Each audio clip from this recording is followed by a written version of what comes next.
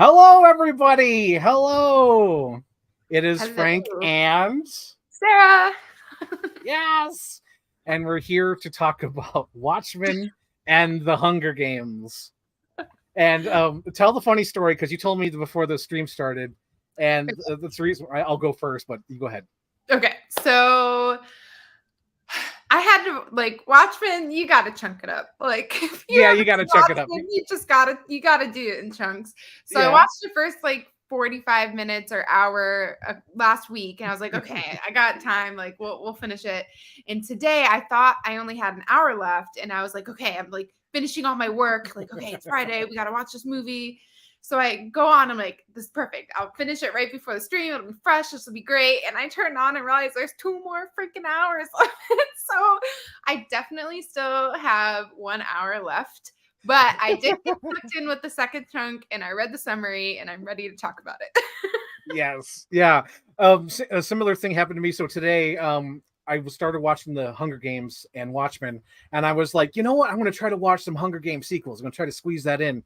And then I noticed that Hunger Games was like 2 hours and seven, and then Watchmen was like 3 hours. I'm like, okay, I can't watch anymore. I think that's my day. That's it. Solid 5 hours. That's it for me. Oh my gosh. But yeah, I'm glad you at least watched like the first part, and I agree because with this current rewatch of Watchmen, I did appreciate that you could totally watch it in chunks. Like there's parts where there's like clear, like we could take a break. Like I'm going to stop the movie now and we'll come back to it. That's what I like about it, and it's sort of similar to the comic book in that way because like the comic book is in different parts, and you could just pick up the next issue or whatever. So that's great. That's what I like about it. But since you didn't watch the full thing, I'll go first for Hunger Games. So I want you to explain the Hunger Games and why did you pick it? Okay, so the Hunger Games, I was one of the people who did not read the books before seeing the movie. So I didn't even know what the Hunger Games was. I was like, I don't know, 19. And fun fact, the Hunger Games is actually how my best friend Danielle and I became best friends because we kind of knew each other in high school. And I just went out to see her one weekend. I was like, hey, I'm going to come visit you when she was at college. And we went to see the Hunger Games together. And I was like, this movie, holy shit, I need to read the books now. And I was a senior in high school. I proceeded to read all 3 books in 5 days. Like I was sitting in class and I like had my notebook up with the book, like just reading all the books. Not like I think I must have read 9 hours straight every day up until like 2 in the morning. So and like the whole time I'm like texting my best friend Danielle, like, what about PETA? She has to blah blah blah, all these things.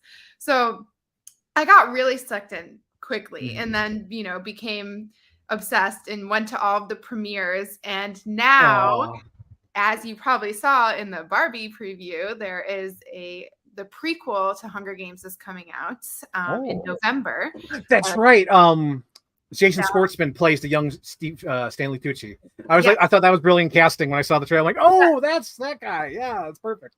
And Danielle, who now lives in Italy, is flying back to DC to go see the premiere with me in November. So that's like a little background about why, like kind of the genesis of my love. But the movie itself, the story itself is about this young girl, I think in the book she's like 16, who lives in a dystopian futuristic society where there's the capital and there's 12 districts.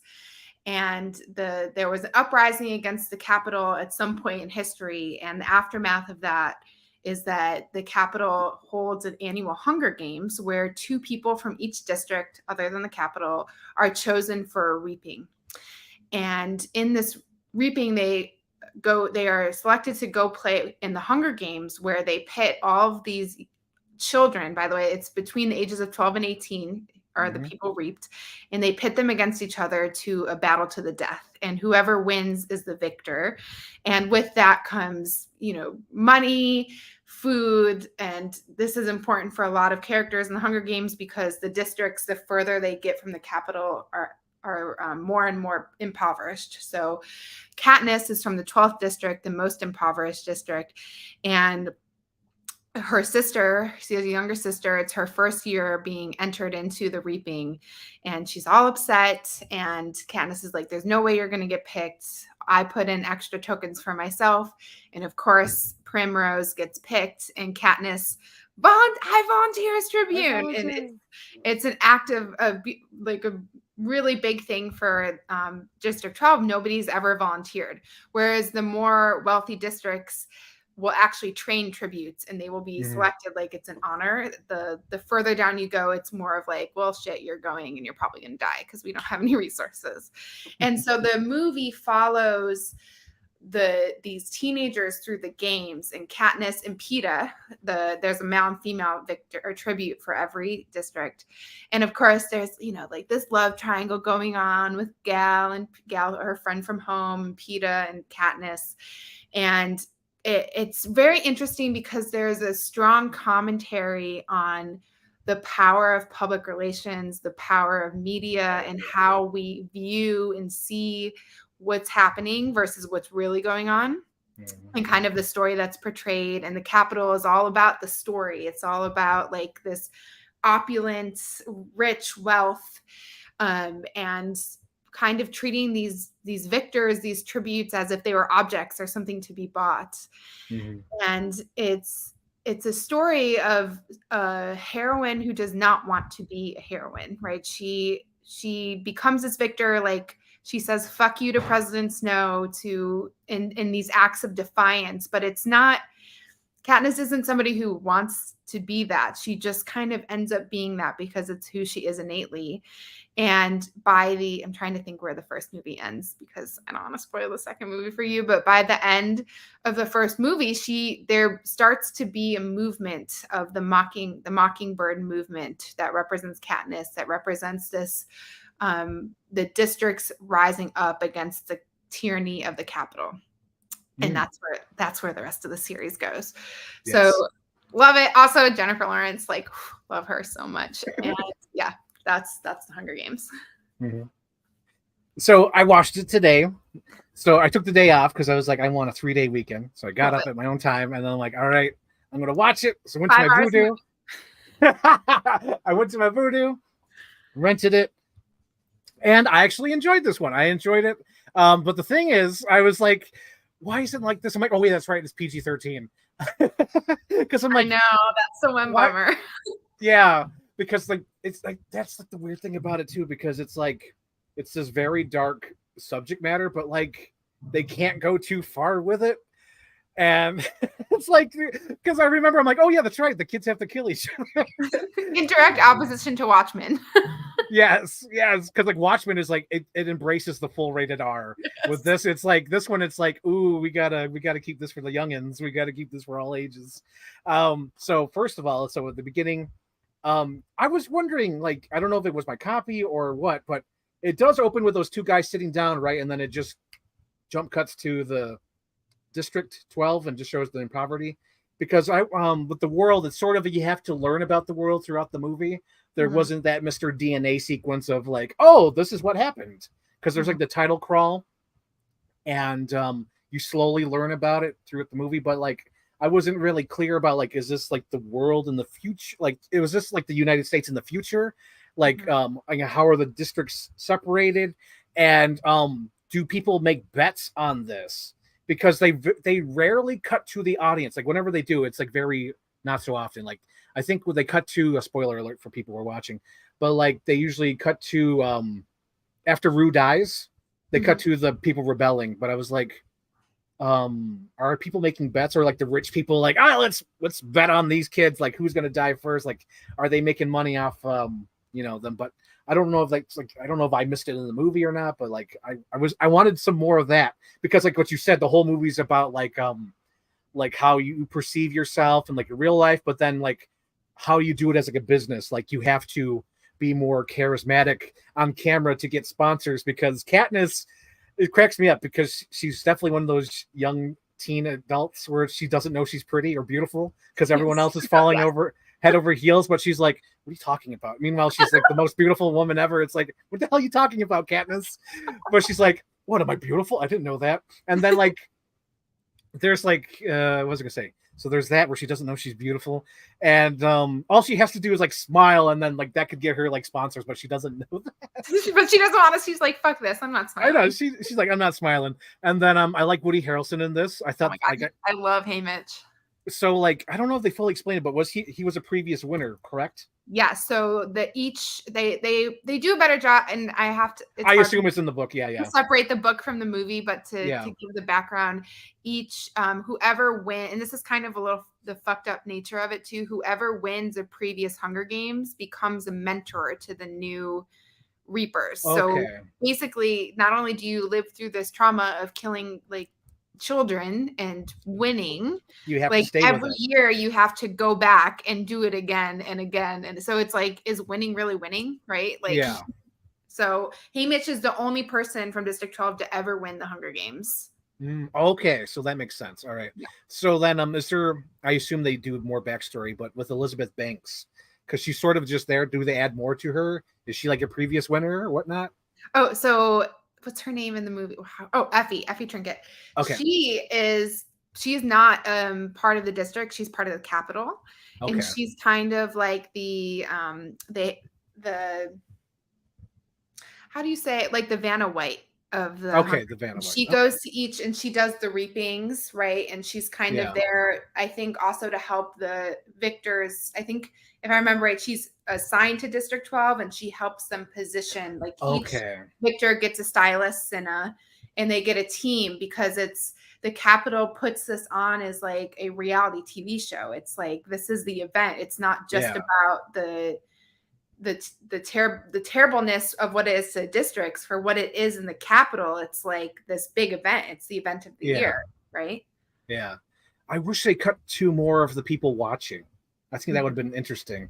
Because I'm going to be true. I understand it's not for like a adult male audience, but like when they introduced the love triangle in the middle, I was like, oh, that's right, this is for teens. It was based on a young adult book, but Yeah. I was like, oh, but like I love everything else. Hang on, before I forget, I want to say hello to Harry. Hello, Harry. Hello, Harry. But yeah, like I was watching, I was like, oh, we got a love story going on. Always. All right, fine. But like I don't know if you ever heard of it. There's a movie very similar to this. It's called Battle Royale. It was Oh, I made. feel like I need to watch this. I think it was made in 1999, and they fully embraced the rated R thing. Ooh. And with that movie, you don't see the audience, but it's very. They do the Mr. DNA thing. So like in the first 10, 15 minutes, they bring a TV into the classroom and say, all right, you guys are of age. You guys are got to do the battle royale and you got to kill each other until there's only one left. And they fully embrace the rated R thing. There's a bit more sexual stuff too, where there's like one girl who like knows she's pretty and uses that to her advantage to get guys closer to her so she could kill them. And then there's like a cool guy who I'm pretty sure Heath Ledger completely ripped that character and used it as the Joker. Because there's like, no, seriously, because like this guy is like the Joker without the makeup. Literally the way he acts and it was like things like that. He is like the Joker, and I think it was made in 1999 or 2000. Oh, this is definitely being watched. Yeah, you have to watch it. Called Battle Royale. I think it was made in Japan. I think it was based off a manga or anime. I'm pretty sure it's manga though. But yeah, I like that movie, and it reminded me of this. But I like the characters. I like Woody Harrelson. I like the Stanley Tucci character. I thought that was great. Stanley Tucci. What else happened in this movie? I was like, oh, I had to write it down because I'm like, that's the reason why Donald Sutherland got this role, because there's a character Donald Sutherland plays. He plays a president. And I'm like, yep. And I'm like, how the hell did he agree to this? What did he do? And then there was like one line he said. I'm like, that's the line that got him hired, because if I wanted to play a bad guy, I'm like, I'd want to say that on screen.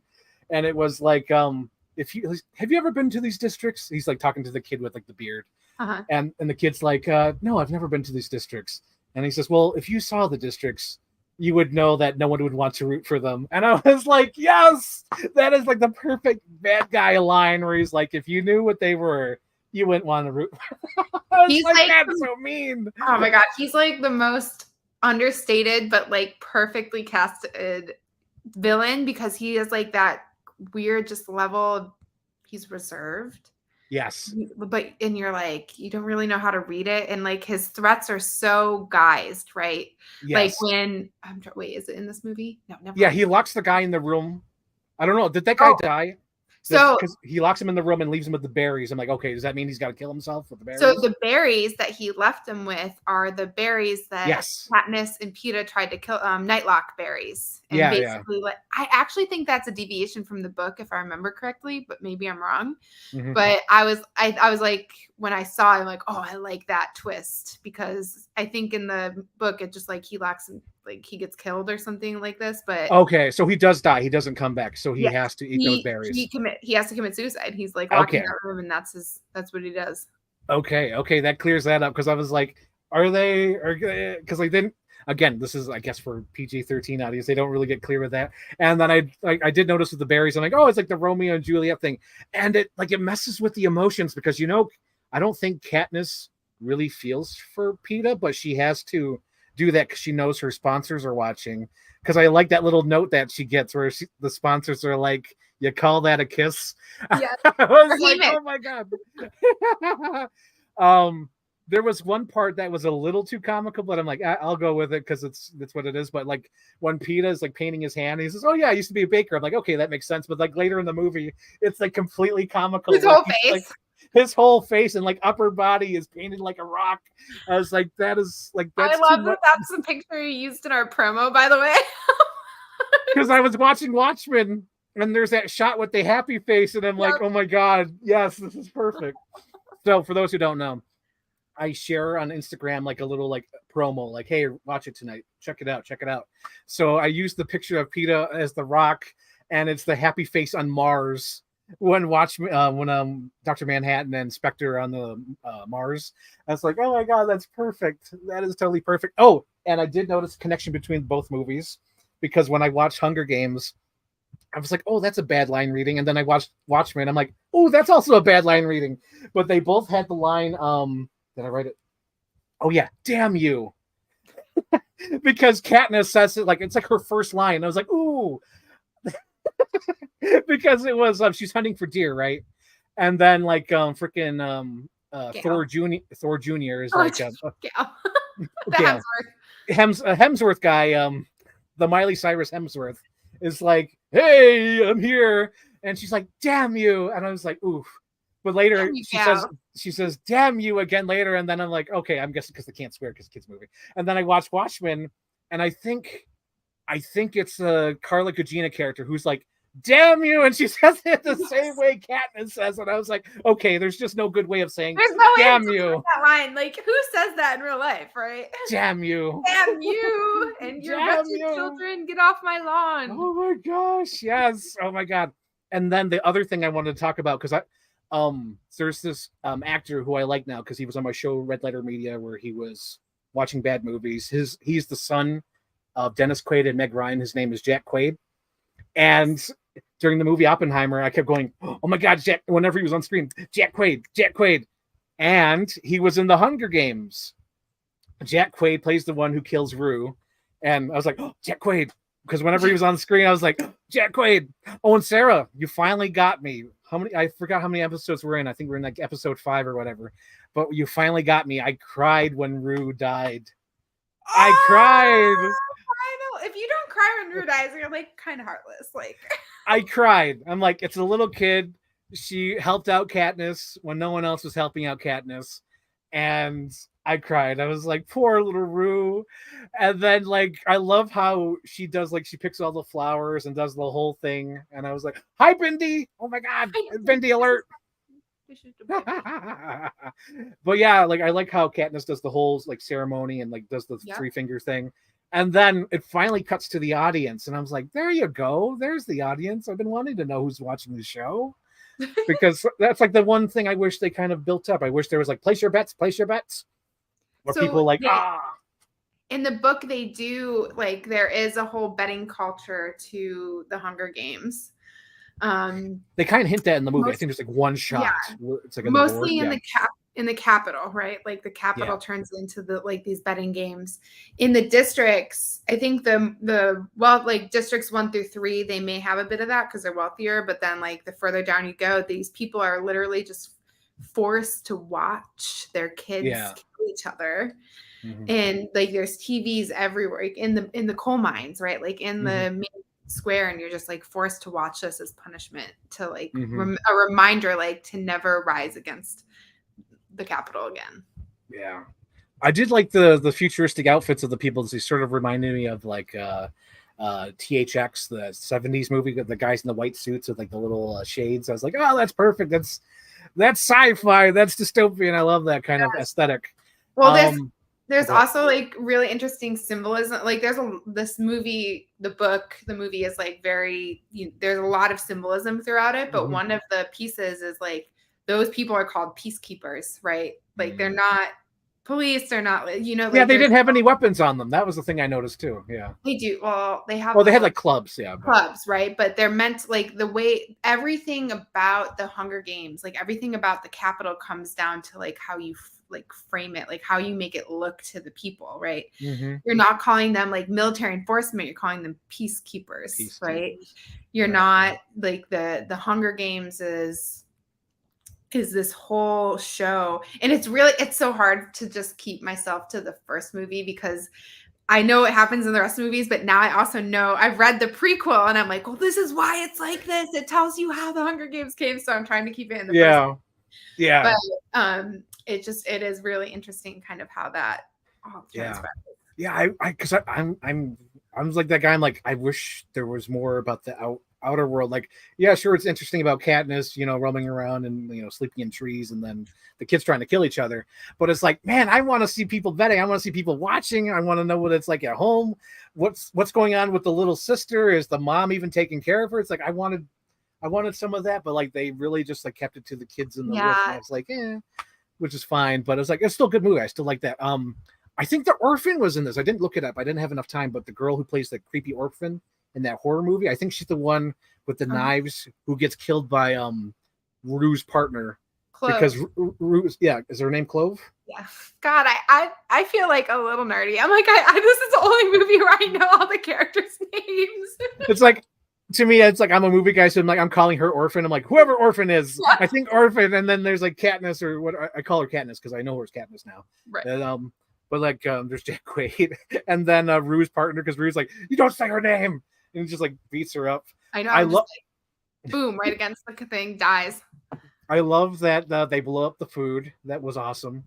And then I wanted to ask this because it's totally random in the movie. Is it as random in the movie as it is or is it random in the books with the pin, the Mockingjay pin? Is there some history to that? There is. So they show it at the beginning, but you can miss it if you're not looking. Okay. So the way that she comes about the pin is she's at the market. Yes. There's like that black market. Yes. And Katniss, I can't remember exactly what it was. If she was like looking, I think she was looking for something for Primrose, like to like a gift for her for the games. And she's trying to barter, and she comes across this old woman who's like, oh, here, this is the Mockingjay, have this pin. Yeah. And the Mockingjay, I don't know if they describe it in the movie or not, but the Capitol genetically modifies different animals to turn them into weapons. And one of the failed experiments is the Mockingjay. And what it was supposed to be a bird that would go spy on the districts and report it copies to report to the Capitol. This is what I need. This is what I need. And so, and I'm not sure how much of this is in the movie versus the book. Not at all. The only thing with like genetically modified animals is like the beehive, and then the Ghostbuster terror dogs that they release. yes. The tracker jackers and the I can't remember the name of the dogs, but the what was I gonna say? Oh, so the Mockingjay, and you might learn more about the Mockingjay in the Mockingjay movie, the second book, but it's meant to kind of, it was created as a way to spy, but then it like actually backfired on the Capitol because the Mockingjay, they started using it to communicate with each other, and you learn a bit more about that in the prequel. I'll just leave that there. And it kind of is part of the reason that the Capitol falls. And so it's like this emblem. It was created by the Capitol, but it was also part of the Capitol's demise. So all of that ends, and then Katniss has this Mockingjay pin, and she takes it. Everybody can take one personal item into the games. And she ends up taking the Mockingjay pin. Haymitch gives her the Mockingjay pin because he says to her, Katniss, remember who the real enemy is, right? The real enemy is the Capitol. It's President Snow. It's not these kids. So that's kind of and then the whole movement becomes the Mockingjay movement. Like that becomes the piece de resistance of the districts.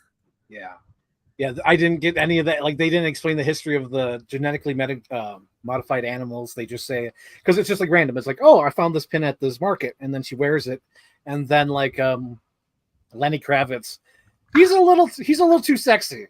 I'm like, what? she's like 18 or whatever. I love Lenny Kravitz. He's like giving her the vibes. I'm like, oh my God, there's something between them. There was more chemistry between her and Lenny Kravitz than the other guys. I'm like, oh my God, you're like 50 years old. My goodness. But yeah, I liked him in this movie. I'm not saying I didn't like him. I'm just saying like he's too sexy for the movie. Because like him and Katniss, there's too much of a vibe. Oh, what's the cat's name? This is Sheldon.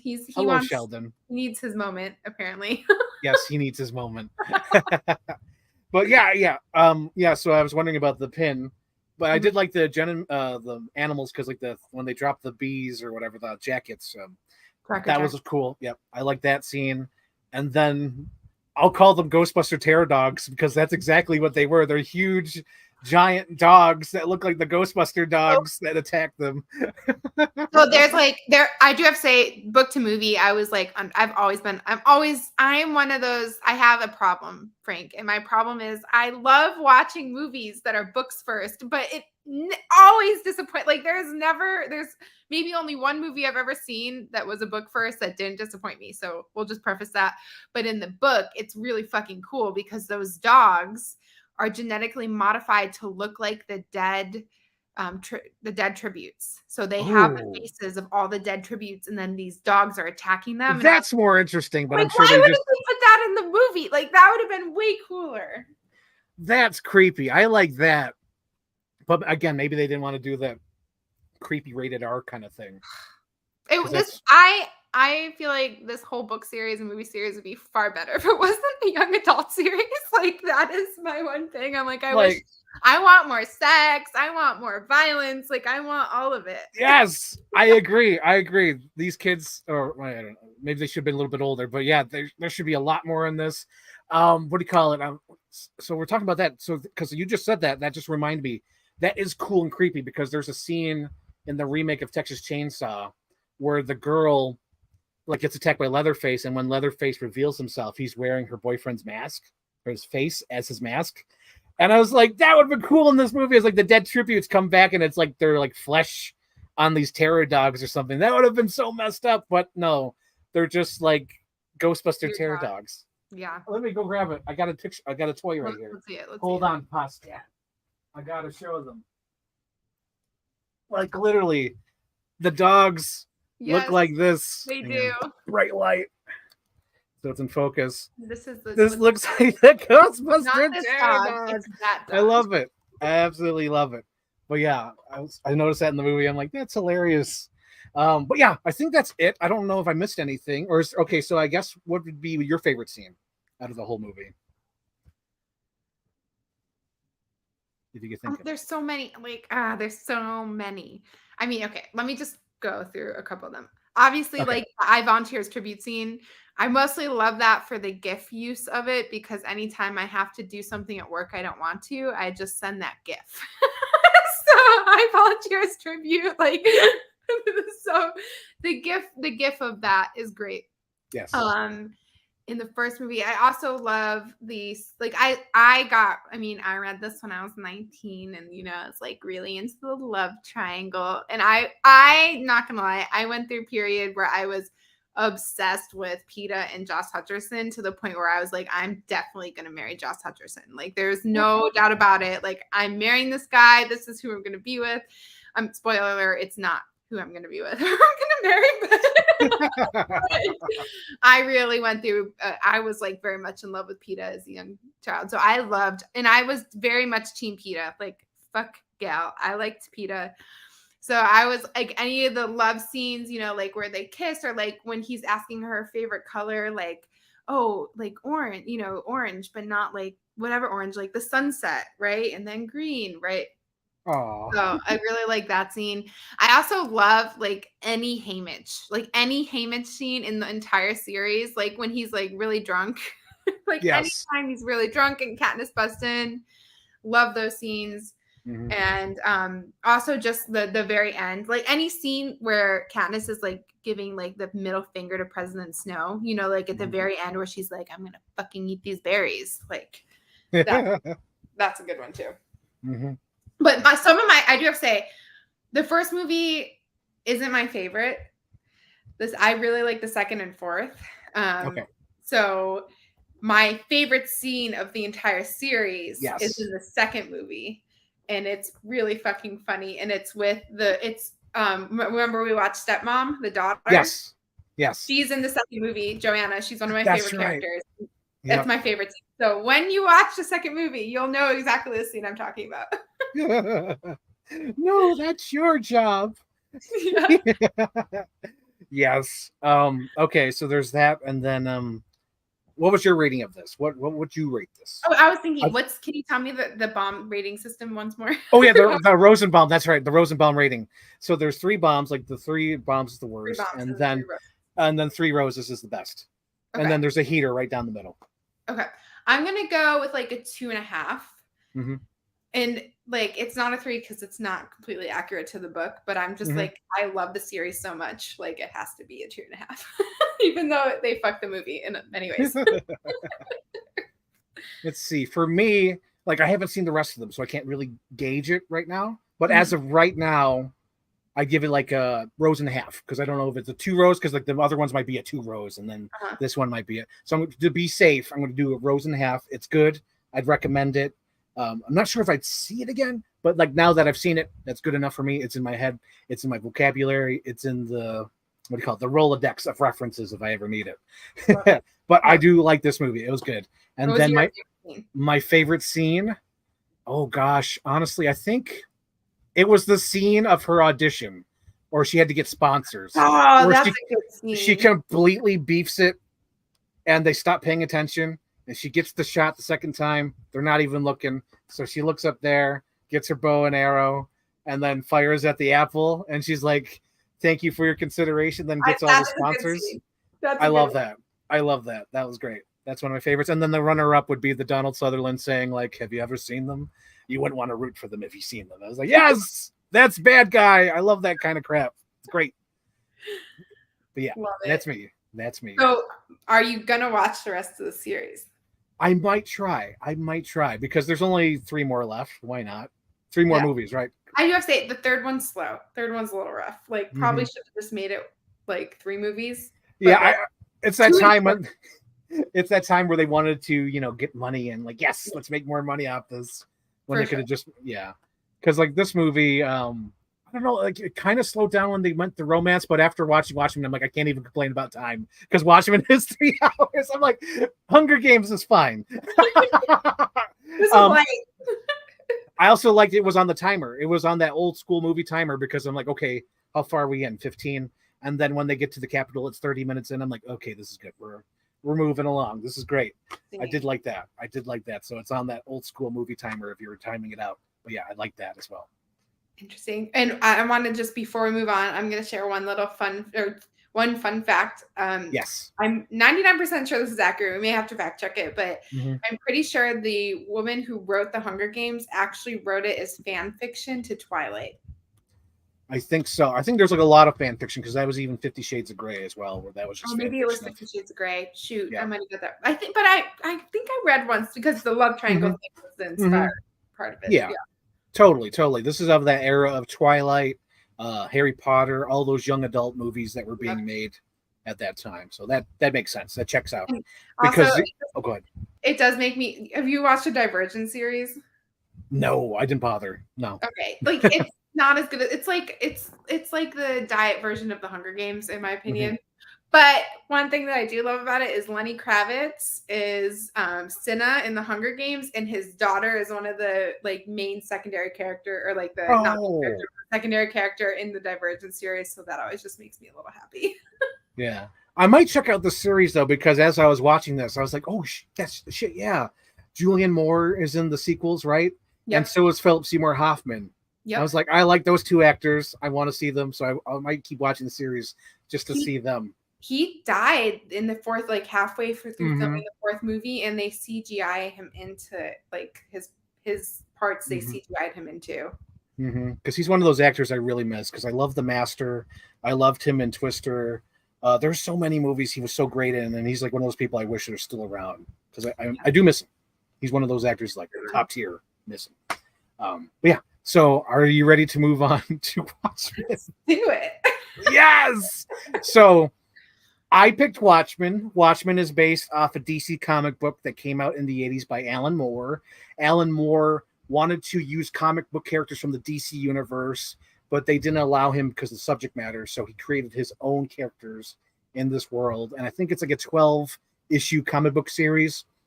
And what the series is about an alternate universe where the world is a lot darker and where superheroes exist. So in that world, there's like no comic books with superheroes. It's like comic books of like pirates instead. Because in this world, the superheroes exist in the real world, and they have affected history and pulp culture and all that. And they really pound that in the first like 5 minutes of Watchmen, maybe 10 minutes. Because the thing, I'm like, how far are we in? And I clicked, it was like 11 minutes in, but like that 11 minutes tells you like, this is an alternate history. And they like spell it out. Like, this is what happens. Cause like these characters are really involved with like the history of like America during the 60s, 70s, and 80s. But it's about like these superheroes in this world, and they're forced into retirement. There's still some that work for the government, such as Comedian and Dr. Manhattan. So in this world, there's a comedian where he's like a vigilante and he works for the government, sort of secret agent kind of guy, sort of like a dark version of Nick Fury kind of guy. Dr. Manhattan is sort of like this world's Superman / like Hulk, because he's created from like a lab accident, and he's basically like a god, basically, sort of like a Superman kind of character. And then Silk Spectre, she's the daughter of the older generation, because there's an old generation of superheroes called the Minutemen. And then in the 60s, 70s, they tried to create the Watchmen, but it didn't quite take off, because at that time the world was just like getting crummier and crummier with the Cold War and Vietnam and all that, because this is an alternate history of like all that stuff. And then there is another superhero who went public. His name is Ozymandias. He's like a rich millionaire who's like trained his body to like, he's like super strong, he's smart, he's intelligent, he's almost like a Lex Luthor type kind of guy, and he's trying to like solve like world peace or whatnot through his business, because like he's a rich man. And I think that's about, I could talk about it, because it's just like, it's like a murder mystery, I should say. So like the comedian is killed, and they're trying to figure out who's trying to kill the masked vigilantes, and it unlocks or leads to a big giant conspiracy leading up to like the end of the world or whatever. So they don't know, but it all starts out with this little murder mystery of like who killed the comedian and why do they want to go after the vigilantes and all that. But yeah. Oh, and I should talk about Rorschach. Rorschach is almost like a different character version of the Question. And then Owlman is sort of like a Batman in this world. So that's great as well. But yeah, I like this movie. The reason why I picked it is because the audience picked it, but also I believe 15 years ago at this point. So 15 years ago, I came home from a European trip, people-to-people trip, went to see The Dark Knight. Opening night, July 18th, 2008. And before the movie started, there was this trailer for this new Zack Snyder movie called Watchmen. There was hardly any dialogue in the trailer. It was just music with the visuals from the comic book. And I was like, what is this movie? What is this? So after The Dark Knight ended, raced out to Border Books, bought the graphic novel, was obsessed with the graphic novel. Borders books. Yes, Borders. Yep. I love Borders. So much better than Barnes & Noble. So much better. But yeah, I was so obsessed with the book. And for my senior year, again, like you were obsessed with your senior year of Hunger Games. Wow, that's like a huge thing. And also, they were both books. Sorry, I just scared the shit out of you. They're both books to movies. Yeah, they're both books to movies, and they both affected our senior year, right, Yes. of high school.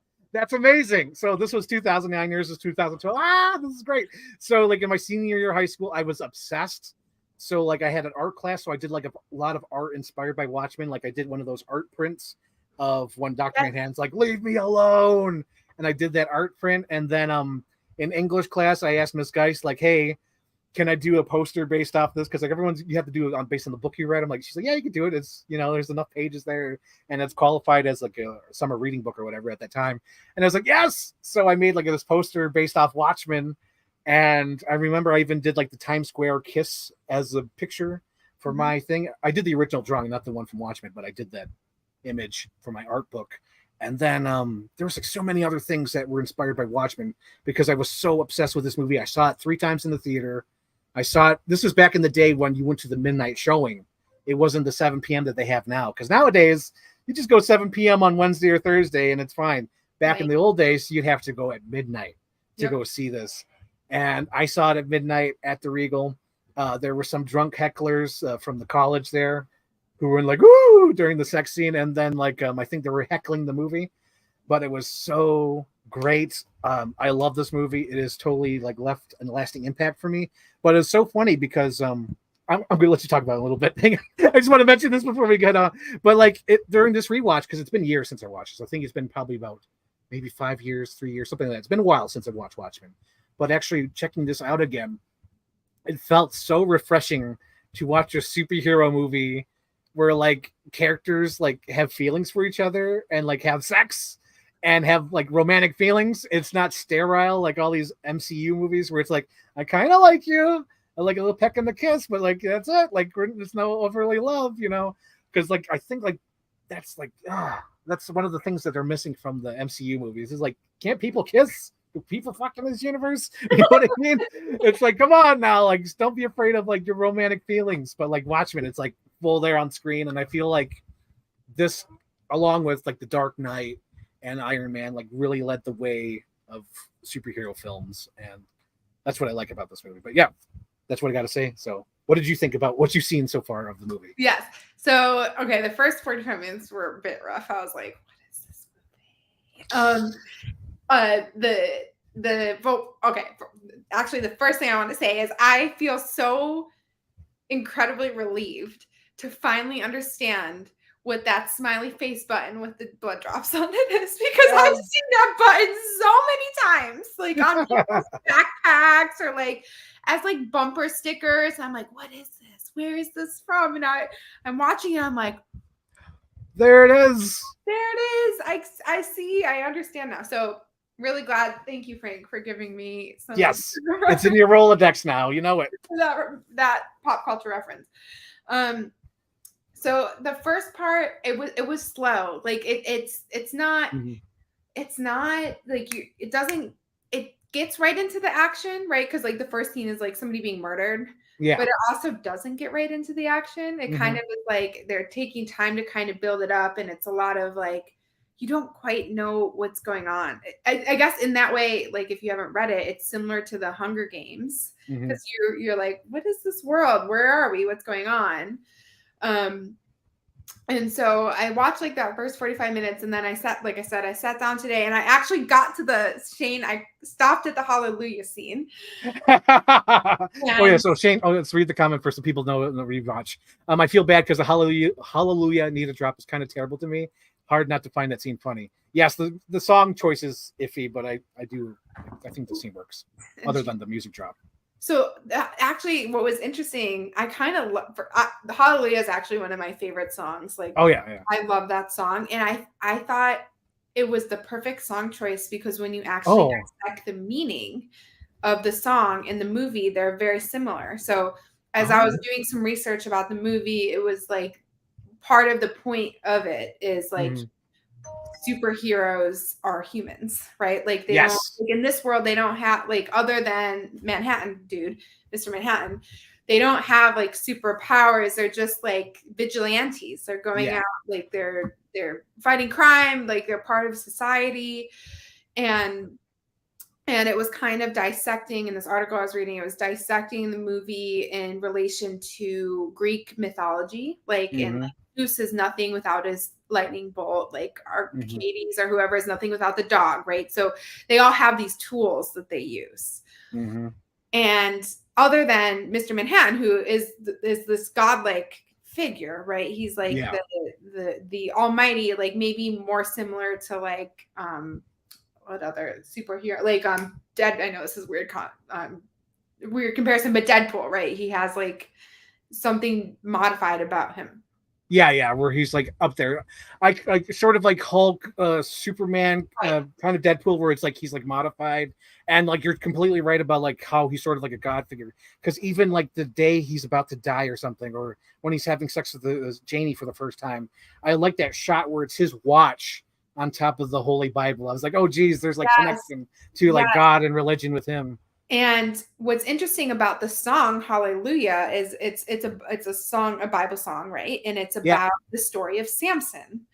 And Samson, in the Bible story, Samson, like God gives him this long hair, and his hair is what gives him his power. Like it's what gives him his strength.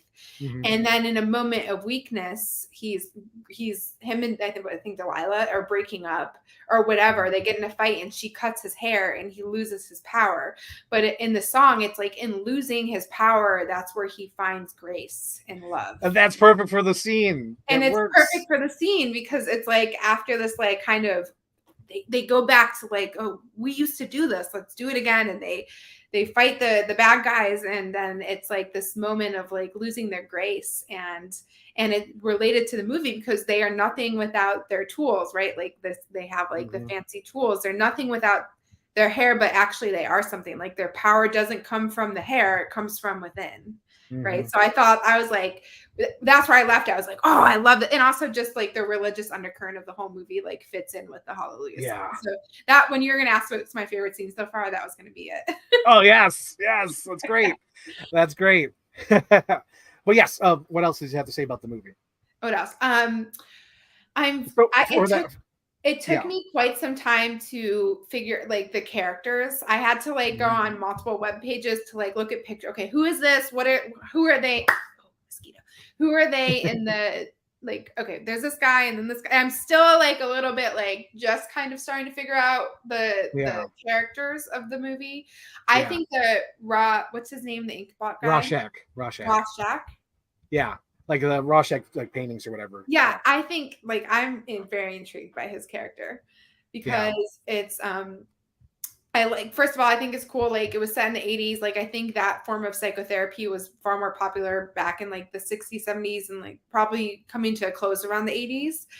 But I think that that's really interesting and kind of his character is like this vigil and like he's kind of like a cult leader in a way. Like or how do you say, not a cult leader, but like he's above the law. Like he's doing like he's taking bad guys off the streets, but he's doing it in his own like vigilante, definitely in his own way. Yeah, right. It's not about justice. But it's about like what he deems justice. Like you're fucked up. I'm gonna put an axe to your head. You kill this girl, right? Yeah, because that scene is where he loses himself. That's where because he used to be Walter, but that incident crosses the line so much for him where he's like, no, I can't go on this way anymore. I have to do this. And that's another thing I like about this movie. It's where like in the comic books, it's always like, oh, Joker and Batman and all this stuff. But in this world, it's like they have the harsh reality of these crimes that happen in like the real world, and they have to deal with that kind of stuff. I was like, ooh, yeah. So I'm like, how does this fit? This is like Sarah needs some education on comic book world. Is this like, how does it fit? It's not part of DC or Marvel. It's like its own thing, but it like, is it rip off? Like, can you tell me some history? So what I know of it is that there is like these B-side characters that Alan Moore wanted to use from the DC universe. So, because he worked with the DC at the time, and he really wanted to use like, I think it was like Captain Atom or something. And then he wanted to use like the Question, like all these different characters to for the story, but like the subject matter and all that, they didn't allow it. They're like, no, you can't do that. So he just went off and did his own storyline with this. And again, with you, because you're like, how with the Hunger Games, you're like, I don't know what I came from the book or from the movie, because I read the book so many times. So it's like, I know, like, because like in the book, there's like backstories of all these characters of like Hooded Justice and like the girls or whatever. Like there's like female superheroes in the beginning and like what happened to Dollar Bill. Because I think like Dollar Bill was like in the comic book, there's like a whole backstory about Dollar Bill. Because in the movie, he's just seen in that one scene where his cape's stuck in the door. But in the book, it's explained that the bank hired him as their own superhero. And then as he was chasing away robbers, his cape got stuck in the door and they just shot him in the head when he was trying to catch them or whatever. Really because his cape got stuck in. Yeah. Really quick reference to The Incredibles. This is yes. No capes. Oh, there we go. Let's see. LOL. Part of it. Oh, it is part of the DC universe now because they did this stupid crossover a few years ago where like, oh, the universes are colliding and like Dr. Manhattan can see the DC universe. So it's technically part of the DC universe now. Okay. And then based on characters from Charlton Comics. Yes, or something like that. At the time, I remember at the time, it was basically 15 years ago. I knew more then, but now it's just like, I kind of remember. But yeah, there's a lot of stuff in the books of like history because they have like little bios or excerpts from Hollis Mason's book. Because in the movie, he's like, "Oh, I wrote this book," and you see all the pile of the books he wrote, Hollis Mason, the Behind the Hood. So in the actual comic book, you could actually read that stuff. And there's so much in the book because it's like packed. It's like this thick of like all the comic books. Yeah. I thought that was another really cool part about the movie is that the way that it's one of maybe the only superhero movies that I've ever noticed this about, at least, or maybe one of the only superhero movies that does this is like it films it like a graphic novel. Like the shots like are like, oh, I could see that as like an image in a graphic novel. Like that was, and it was kind of like sequential like that, which I thought was really cool. I'm like, I can see this being like you could translate this into a graphic novel, vice versa. Yes, that's what my friend Luke was saying because he rewatched this after we announced this episode, The Watchmen. He's like, I got to rewatch Watchmen, and we talked about it in a little bit of Batman, where there's some comic book movies that look like comic books, and this is definitely one of them because it lifts images right out of the books. Like there's like one shot that always sticks to me is when Night Owl is talking to Rorschach, he says, "Hey, whatever happened to the good old days?" And then Rorschach's like, "You quit." And then Night Owl sits down looking at the pin, and he's like sitting next to his outfit. That's like a exact shot from the comic book. That's cool. And there were so many of them too. Like when Dr. Manhattan is like walking through Vietnam, like that him as a giant. So like that's a whole page of him just like walking through Vietnam. And there's so many great visuals. Well, although I think like the opening scene, the opening montage, which is awesome, like the times are changing. That's like I think most of that stuff is all original visuals from Zack Snyder. I don't think those visuals are in the comic book. So that's just to set it up for the audience. Like, hey, these people are affecting history. Like they dropped the atom bomb or whatever on Japan, and they have the Silk Spectre on the side of the plane, and then the JFK assassination. Because I think in the book it's hinted that he killed JFK. He definitely killed Woodward and Bernstein. Because during the riot, he's like, "This is more fun than Woodward and Bernstein," because in this world, Watergate did not get discovered. Right. But yeah. What do you think that was Mr. Manhattan named after the Manhattan Project? Like, was that? I believe so. Yep. That's one of my favorite scenes when rewatching this. I thought the Dr. Manhattan sequence is so fantastic. Like that could be its own short film. That whole segment of him like going to Mars and explaining how he sees history. Like he sees like he's breaking up with Janie, but he's also meeting Janie, and like when he's dying, and then when he's coming back to life. And he's just going through his whole origin story. I thought that's like one of the most beautiful parts. I actually cried. I was like, "Oh my god, I haven't cried at Watchmen." I cried during that scene. Oh, love it. Two for. This is great. Good job. I love that scene. Like that was the scene that drew me in. I was like, "Oh my god, this is so interesting." Like Mr. Dr. Manhattan is like I'm super intrigued by his character. Like I want to see where he goes. Do you think he like, and maybe I find this out at the end, or maybe they talk about it more in the book, like, does he have emotion? Like, is he so disconnected from human experience? Yeah, he's very disconnected, but there is a HBO series that they did as sort of a sequel to Watchmen, Mm-hmm. and he comes back in that story. I don't want to spoil it, but he comes back in that series. Mm-hmm. That series is more of a sequel to the book, not the movie. Mm-hmm. Even though like there's some elements that you could connect to the movie, but like in that series, because like how do I explain this? I guess a spoiler alert. You haven't really seen the ending, but with this they changed the book. So the Watchmen movie, they make it look like Dr. Manhattan destroyed the world or attacked the world. But in the book, they found alternate dimension and they bring in these aliens from that dimension and drop them all over the world. And so it looks like an alien attack, even Mm-hmm. though they're just like some creature from another universe that instantly die when they show up here. But I think they're also radioactive as well, something like that. But when they come here, it's all aliens. But in this HBO series, it goes with the alien thing. It doesn't go with the Dr. Manhattan destroying world. It comes with the Why'd they aliens. change it? At the time, it was a different world back then. So it was 2009. They thought the aliens was a little bit too weird to bring Really? into the movie. Yes. Because like nowadays, I think they could do the story with the aliens and it would be okay because that's what it's like in the book. The Mhm. book is like where they found this alternate dimension where they bring in aliens into this universe and they're going to bring in the aliens to do that. So it looks like an alien invasion. So we all Mhm. are, looking towards the skies at the all shared enemy rather than Dr. Manhattan. And I just think they just got scared of that element because I think that's why Zack Snyder changed it. He's like, we got to simplify it for the movie. And he thought it was just a little crazy going with aliens. Like nowadays, like 2023, I think people would be on board with it. Yeah. But back then, it was a different world because back then we were just getting into like Iron Man had just come out. The Dark Knight was like the first dark superhero movie because we were still getting like Fantastic Four, like like really silly, or Spider-Man 3 where it's like he's like dancing in the street, or like corny ass Wolverine Origins. We were still getting that stuff back then. Like nowadays, it's like we've seen everything. We could accept aliens. We've gone to the dark side. Yeah. Yep. Even Shane's like, give me that giant squid. Yes. There's so many giant squid. And then we have JFK assassinations loosely based on alternate cover. Yes, that's right. I do recall that now. Yes. It's been a while. Yes. But anything else you have to say about the movie? I'm excited. I'm going to finish it after. Yes. So I can give you final thoughts next time. But Okay. I'm glad. I feel like when I first started, I was like, Frank, what the fuck, man? But then I was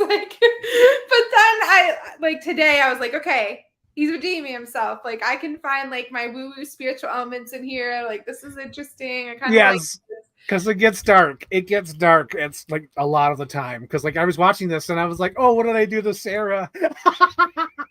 Because that last week or whenever last month I was like, oh, let's watch Watchmen. I haven't watched it in a while, but I was watching this. I was like, oh, poor Sarah, because we got people being covered with what do you call it? Oil. We got arms being chopped off. We got kids being chopped up. We got dogs being chopped up. That was the worst part. I'm like, okay, kill the kids, kill the people, but like, why you gotta kill the dog, man? Like, what the hell? This poor little German Shepherd. That part is so dark. And then you got like the hippies being shot. There's so many things. There's so many things in this movie. But I do like the visual style. I really do. Zack Snyder is like one of my favorite directors out there. I loved like me, I like the DC universe. I like his Batman versus Superman. It's not great. I do like it though. I'll say that. I'm being very clear with that. I do like him, but it's not great. And then what else do I like about his? I like 300. 300 is another one where it's all ripped from the pages of comic books and like things he storyboarded on. I actually really want to watch. I haven't seen 300, and it's on one of my lists. I want to watch that movie. You should watch it. That's a quick watch. I think it's like 90 minutes, but it feels like 60 minutes. It's really quick. Yep. Check that one out. He did that one. I do like his Dawn of the Dead remake. I do like what was another one he did? The Zack Snyder cut, of course. I do like Army of the Dead or whatever. A Robbery of the Dead, because like there's one where he did where they have to do this bank heist in Las Vegas because Las Vegas is like been turned into like a zombie town. So these group of mercenaries have to rob like the casino before the nukes get dropped, because that whole Las Vegas has been swarmed by zombies. I mean, not that unrealistic, but anyways. Yes, there's that one. Army of the Dead, that's what it's called. Yes, I do like that one as well. Oh, I do. The other part I have to add is the comedian. I'm like, Yes. why is this guy so familiar? Like this guy. And then I was like, P.S. I love you. No, he's not Gerard Butler. He had a story arc in the Grey's Anatomy, like way early on. He was Izzy. He was Izzy's love interest at the like the one who ends up dying, and he's the reason she That's leaves. right. He was.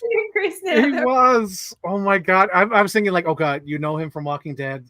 Nope. Is it Winchester's or whatever the hell that show? Nope. It's Grey's Anatomy. And I always confuse him with Gerard Butler. Always. Yes. That's fair. That's and fair. also the other guy, what's his name? Patrick Wilson. The blonde, the one that the bangs, the one that's in the Hallelujah scene that they have sex. Oh yeah, Patrick Wilson, yeah. Patrick Wilson. Yeah. I always think he's Jude Law. and I found as I was reading about the movie, apparently they wanted Jude Law, like they considered Jude Law for the role, and then they picked this guy, and I'm like, he's like Jude Law's doppelganger. Oh, hang on, okay, so because I thought they wanted Jude Law for the other one. Maybe you're right though. I thought Jude Law was for Ozymandias. Right. I just read that they wanted Jude Law for the movie, and then I assumed it was the guy who looked like Jude Law. Yeah, because I remember like Jude Law wanted to be Ozymandias because there was a whole there was like years where they wanted to make this a movie. Like there was a point where I think in the mid 2000s that they wanted like Denzel Washington as Dr. Manhattan or something. That would have been kind of badass. That would have been badass. Yes. Yeah. It was also quite surprising how much penis was in it for being a 2009 movie. Yes. There was nudity. There was blood. Like even we were talking about the part when he kills the dogs. I was kind of shocked, but I think this is the director's cut, so it might be unrated. But like when the amount of times he hits the dude in the head with the what do you call it, the meat cleaver, I was like, damn, is this rated R? I'm like, wait a minute, director's cut. This could be unrated. But like he hits it like freaking 6 times. I was like, man, like back in the day, like we wouldn't be able to do that. I think you do like once or twice and like that's it, cut. But like he hits it like 6 times. I was like, dang. Yeah, he really goes for it. He's like not holding back at all. Not holding back at all. Kind of like what's his name in Hunger Games beats the girl up close. Yeah. Did you say her name? Say her name? Say her name. Oh my god. Oh, it's sort of a Zack Snyder connection. That's what happens. Like, why'd you say that name in the Batman versus Superman movie? Nice. Oh Lord. But yes, what do you think of the soundtrack? Did you like the needle drops? The soundtrack was rough. I think I need to fix something about my sound system because I know nothing about my sound system other than like somebody gave me like this thingy and like the thingy next to it. You know, it's supposed to be surround sound, but it's not. I don't know. It was a gift. Yeah. Holy shit! Did I like poop my pants a couple times because it was like quiet? I was like, bah, bah, bah, bah, bah, bah, and I was like. That happened to me as well today because I have like the super like sound bar from Sony. Yeah. So like from Sony and like all the things are okay, but then when it was like the Vietnam sequence, it was like doosh, doosh, doosh. You can hear like all the shots being fired, and then like when they're in the little thing at the end of the movie, it's like boom, all these explosions. Like yes. I feel like the whole time I was just like, turn it up, can't hear the dialogue, turn it down, way too loud, turn it up, turn it down. And then it's funny because like the action and like the ASMR is so, you know, like the cleaver and everything is so loud. And then Homeboy wrote, what's his name? The ink blot guy is like, I'm going to whisper the whole time. Yeah, whisper. I'm not going to talk in a louder volume. Whisper. I'm like, what are you saying? My eardrums have blown out from the rest of it. What are you saying to me? I had to turn on subtitles because I'm an elder millennial now. Oh my god, I felt old watching this movie because like when I was younger, I just thought it was like a cool movie, you know. Yeah, but now I'm older. I'm like, I relate to Night Owl now. I'm old. Remember the good old days, and then even like Silk Spectre, where she's like, the future gets darker, but like when you look in the past, it gets a little bit brighter. I felt old with this rewatch. I was like, oh, now I'm with them. Also, I'm quite jealous of her bangs. Like they are flawless. They look great, and her hair. She's quite jealous of that. Yes, jealous. And also, I was like, where do I know her from? And I'm like, oh, she was the ex-wife in that one movie. Which movie was it? I have Oh, no the idea. Heartbreak Kid, Ben Stiller. Yes. Okay. Yep. She's Yep. in that one. Yep. Because I only know her from this movie, and I do know that I think she was in Couples Retreat, the Adam Sandler movie. Yes, And I love them. I love Couples Retreat. I've never seen it. I just know that she's in it. And then Yeah. The same thing with Heartbreak Kid. I do know she was in that. Because I thought she was going to take off after this. She never really did. Or at least she did her smaller roles. I don't know. She could be on TV. I don't know. I was surprised to see her in an action movie because all the movies I've ever seen her in are kind of like those Adam Sandler comedies, which she's really good in. Yeah. Yeah, I like this one though because I like the cast because the guy in this, the guy who plays Rorschach, he was a child actor. He was in one of my favorite movies ever, Bad News Bears. He played the kid on the dirt bike in the 70s version. Oh, yeah, I know that movie. Yeah. You've never heard of Bad News Bears? It sounds familiar. Let me look it up. There is a remake with Billy Bob Thornton. Maybe you know that one. Oh yeah. Yeah, it's got Walter Matthau in it. Yep. Oh my God, that's right. She is in Rock of Ages. Yes. Oh my God. Holy shit, Shane Ford, you unlocked a memory. Oh my God. Yes, she is in Rock of Ages. She's like the news reporter who falls for Tom Cruise. Oh my God.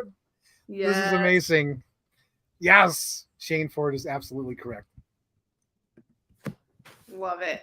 Okay, so I think you already said your favorite scene was the Hallelujah scene. Yeah, I love that scene. Okay. And what would be your rating for it? Rosenbaum. Okay, I'm gonna go with one rose. One rose. Okay, that's fair. Yeah. That's fair. That's completely fair. It's not a bomb, but it's also not like I don't know if I'll watch it again. Yeah, that's completely fair. Yeah, I accept that. Because when I was watching this, I'm like, what did I do to Sarah? It's okay. This is the point of our show. It's okay. Yes. Of course, I got to give it a 3 because it's so influential to me. And to me, I think it's one of the best superhero movies. And watching it today, it felt like a breath of fresh air after 10 years of sterile. Like, I kind of like you. Yeah, we're kind of a thing, So this is like, yes, this is great. This is awesome. This is how it all kind of started in 2009 with the boom, the boom of superhero movies. So yeah, I'll give it a 3. And then my favorite scene, I got to go with the Dr. Manhattan sequence. Like that whole sequence. I was watching it today. I was like, damn, it's so good. Because just how he sees time and how sad it is and tragic, how it slowly falls apart. And it's just like these little clips. Because like every shot is perfect too. And how like he's training and then how he gives himself the symbol. Good stuff. Great stuff. I love all that. And then my second favorite scene, because I want to give it justice, but I do love that times are changing opening titles. Mm-hmm. I love that because it just sort of sets up like this is an alternate universe. This is not where we come from. This is like we got JFK meeting Dr. Manhattan. We got the hippies being shot. It's not peaceful. We got superheroes taking over the police. This is an alternate universe. And you are such a sucker for a good setup. That is like way to win Frank over. Like if you said.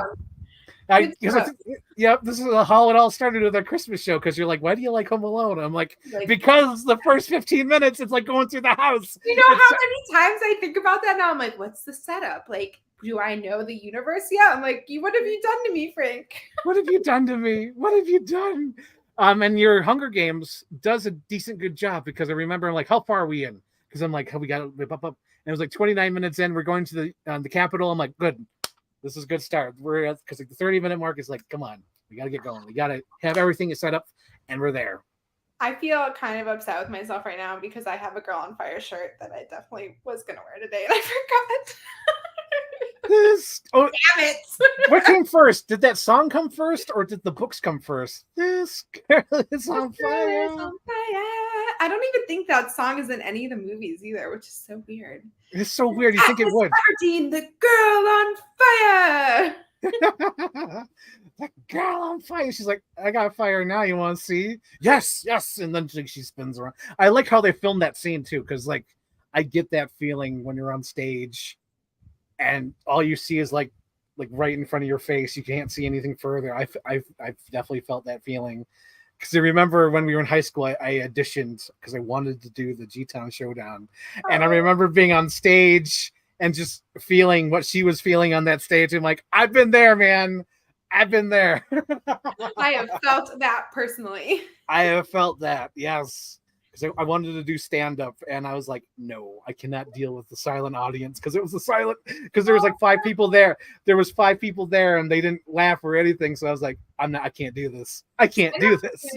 Bro, I give like stand up is hard in front of like a group of strangers. Like I can't imagine doing stand up in front of your high school classmates. No, I was like balls ever.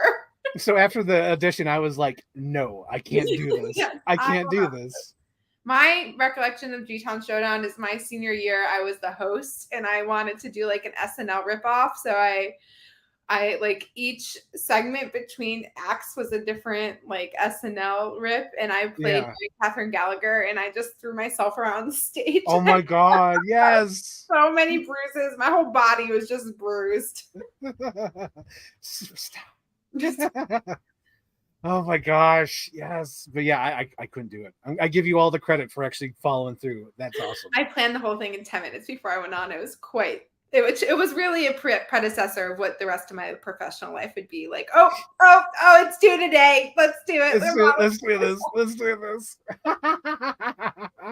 Oh my gosh, that is amazing. So I guess for August, what's our next movies? I actually gotta look at my schedule because I don't even know, because there's a lot of fairs this week or this month. Oh yeah, it's fair season. It's fair season, and then what do you call it? Fan Expo. Ooh, so we might have to do another Friday. That's cool with me. I don't leave my house, so. Okay, that's good. That's good. Yeah, I think we'll do another Friday because I do kind of like this. This is fine. This works for me. Cool. And then like, because I'll be busy, for the fairs on Saturday, Sunday, and then the Fan Expo is like an all weekend thing. That's like Thursday, Friday. So we'll figure out the date probably off air. But what should we do for movies? Should we do? Go ahead.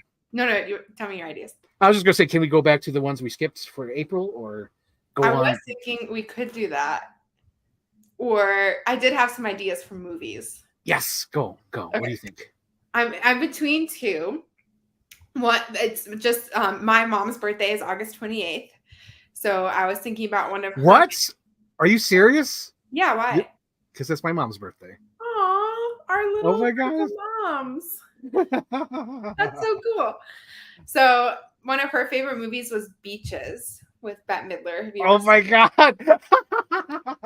That's great. Have you seen it? Yes, multiple times. It's got one of my favorite actors, John Hurt, in it. He's in it. Oh yeah, I haven't seen it in a while, but the soundtrack, my mom and just side story, my mom and I had the CD, like the soundtrack, way back in the day, and we listened to that soundtrack probably like 500 times in the car, and like I knew every word to the Otto Titslinger song. And I still think I do. So Beaches was one of them, and then the other one I was thinking about is another book to movie. It's my favorite book ever created and my favorite author. I've read every single one of his books. It's called The Five People We Meet in Heaven by Mitch Albom. And there was like a TV movie made out of the book, which is obviously not as good as the book, but it's one of the closest movies I've ever seen to me liking it compared to the book. Oh, really? Okay, so that was what you're talking about earlier. Yes. You brought it all back. Yes. So those are two I was thinking of, but then there's also Soul and that terrible. I like how you call it terrible. It's good. It's a perfect movie. It's a perfect movie. For those who don't know, she's referencing Tremors. She's calling Tremors terrible when it's the perfect movie ever made. Like you just like no, I just find it so funny because like it sets the world up perfectly. Like it's always the setup. It is like the perfect screenplay. It's even got like the perfect direction because like there's a scene where the characters don't know that they're not supposed to make noise, but they're making all the noise in the world when they're walking around, and it's perfect. It's like this, like it's like Jaws, but in the desert. It's wonderful. And even the costume design, every character Oh my god. I feel like there's things we need to discuss about this. It's perfect. It's perfect, Sarah. It's perfect. Let's see. We have some So suggestions too. I see that. Suggestion to watch or Scanner Darkly. Yes, that is a weird one.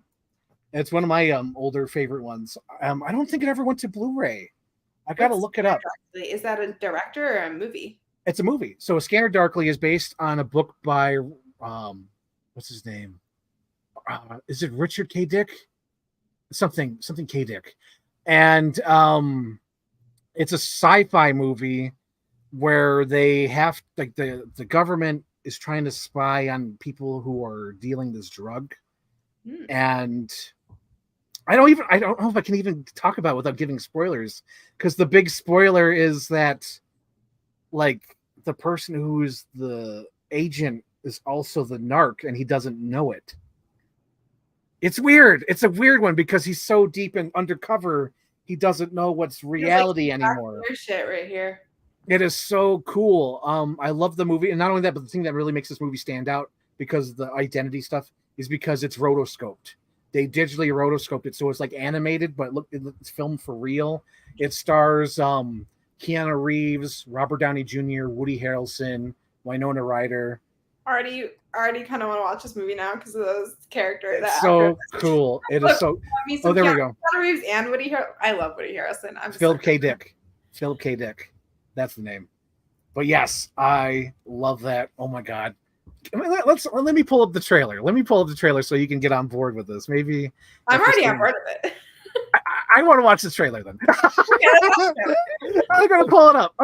Jamie. I'm gonna pull it up. I don't care if we get taken down for the music or whatever. I'm hang on, pause before it gets too far. I'm gonna pull it up. Present, share screen, and Scanner Darkly, share, and then volume. I love this movie. It's been a while since I've seen it, but I do love it. Yes. It may just be my imagination. Whatever it is that's watching, it's not human. Gentlemen, you are about to witness for approximately 61 cents the perfect homemade silencer. That sure is some silencer. Just drive over to my place, kick back, get some tequila.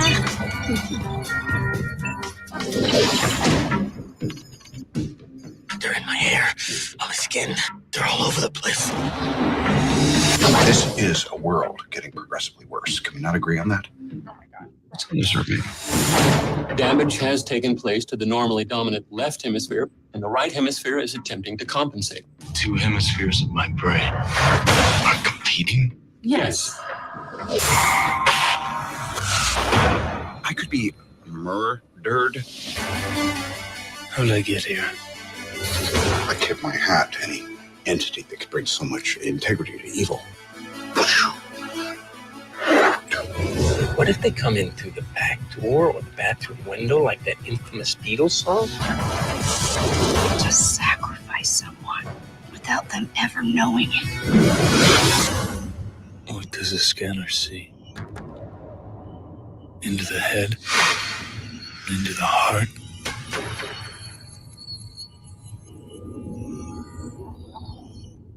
Does it see into me? Clearly? Or darkly?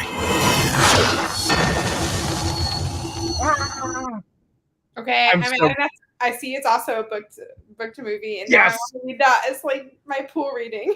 Yes. This book, the guy who wrote it, the author Philip K. Dick, he also inspired the movie Total Recall with Arnold Schwarzenegger and Blade Runner and the Ben Affleck movie Paycheck. But yeah, he's got like a history of making like these sci-fi, like his books, or I should say his books have become movies after the fact. And I kind of want to rewatch it again after watching the trailer. It's been a while since I watched this movie as well. But yeah. So should we do that as the theme for next week or next month? Yeah, I want to watch it. The book to movie. And yours was like, what was yours again? Heaven. 5 People You Meet in Heaven. Oh wait, Beaches was also a book. Was it? Yes. Ooh, You should read the book. oh no, I should read the book. I have You so many should read books the to read now. book. Have you Yes. read the book? No, I just know of it, and I believe there was even a sequel book. Interesting. Okay, Yes. Beaches or Five People. They're both so good. Yeah, let me look that up. Double. I want to double check my Because history. there's like part of me that I like giving you movies you haven't seen before because you've seen so many movies. And I feel like it's rare I can find one that you haven't seen. 1988. Let's see. I want to make sure it's based on the book because I think it is. Yes, based on a book by Iris Raynor Dart. Yes. Yep. Yeah. Oh God, I think we're gonna go Five People You Meet in Heaven though.